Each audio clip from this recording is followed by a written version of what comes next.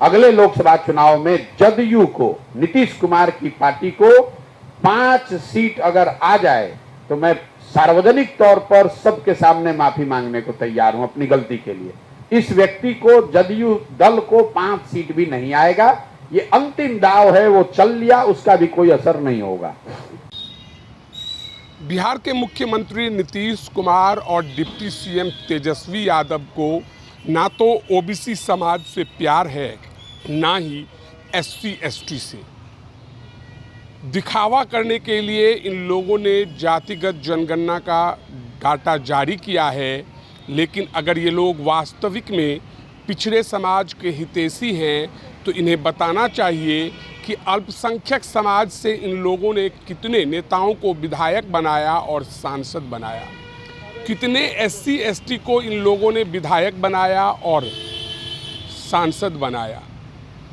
RJD में बड़े बड़े पद पर कौन से समाज के लोग आते हैं, JDU ने अभी तक पिछड़े वर्ग के लिए क्या कुछ किया। नमस्कार, आप देख रहे हैं dailyBihar.com और मैं हूं रोशन झा। चुनावी रणनीतिकार प्रशांत किशोर ने मुख्यमंत्री नीतीश कुमार पर जाति जनगणना को लेकर जबरदस्त हमला बोला है और इतना तक दावा कर दिया है कि नीतीश कुमार का पॉलिटिकल जीवन लगभग समाप्त हो चुका है, वे अपने अंतिम दौर में जी रहे हैं और यही कारण है कि उनके पास कोई चारा नहीं है, इसलिए उन्होंने लास्ट मास्टर स्ट्रोक जातिगत गणना का डाटा जारी कर दिया है।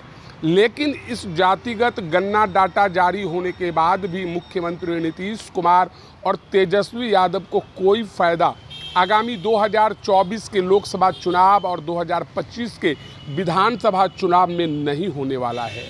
दावा करते हुए प्रशांत किशोर ने कहा, अगर लोकसभा चुनाव में जदयू के 5 उम्मीदवार जीत जाते हैं तो मैं सार्वजनिक तौर पर माफ़ी मांगने को तैयार हूँ। एक तरह से प्रशांत किशोर ने साफ कर दिया है कि इंडिया गठबंधन में सीट शेयरिंग होने के बाद जदयू के जितने भी उम्मीदवार चुनाव लड़ें, चाहे वह 10 सीट पर लड़ें या 15 सीट पर, 5 से अधिक उनके उम्मीदवार नहीं जीतने वाले हैं। इतना ही नहीं, प्रशांत किशोर ने यह भी कह दिया है कि अगर 5 से अधिक उम्मीदवार जीत जाते हैं तो वे माफ़ी मांगने को तैयार हैं। आप लोगों को पश्चिम बंगाल का विधानसभा चुनाव याद होगा।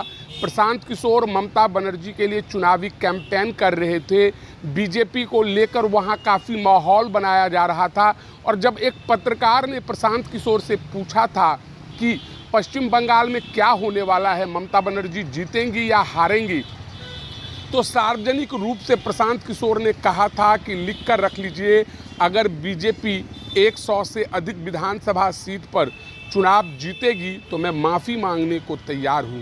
यानी प्रशांत किशोर ने भविष्यवाणी करते हुए कहा था कि पश्चिम बंगाल में बीजेपी 100 से अधिक सीट नहीं जीतने जा रही है और जब रिजल्ट हुआ तो प्रशांत किशोर की भविष्यवाणी सच साबित हुई। अब सवाल उठता है, क्या बिहार की राजनीति में भी प्रशांत किशोर की भविष्यवाणी सच साबित होगी या झूठ साबित होगी? यह देखना दिलचस्प है और इसके लिए समय का इंतजार करना होगा।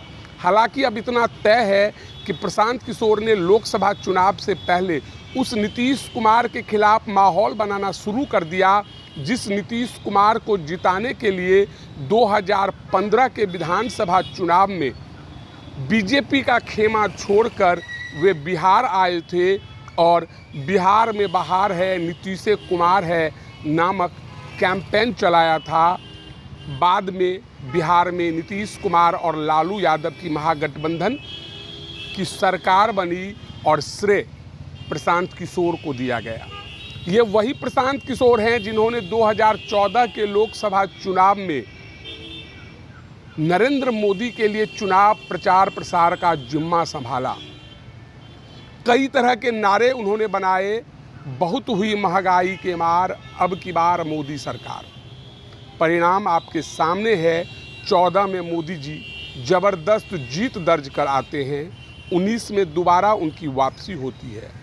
अब प्रशांत किशोर नीतीश कुमार को लेकर भविष्यवाणी कर रहे हैं और कह रहे हैं कि नीतीश कुमार का खात्मा लगभग तय हो चुका है। लालू यादव, तेजस्वी यादव ने मिलकर नीतीश कुमार को समाप्त कर दिया है। नीतीश कुमार चाहे कुछ भी कर ले, कोई भी बड़ा फैसला ले ले, उनका अब कुछ नहीं होने वाला है और जदयू लोकसभा चुनाव में 5 सीट से अधिक नहीं जीतने जा रही है। तो बहरहाल इस वीडियो में इतना ही। अगर आप हमारा यह वीडियो यूट्यूब पर देख रहे हैं तो सब्सक्राइब कर लें, फेसबुक पर देख रहे हैं तो हमारे पेज को लाइक करें। धन्यवाद।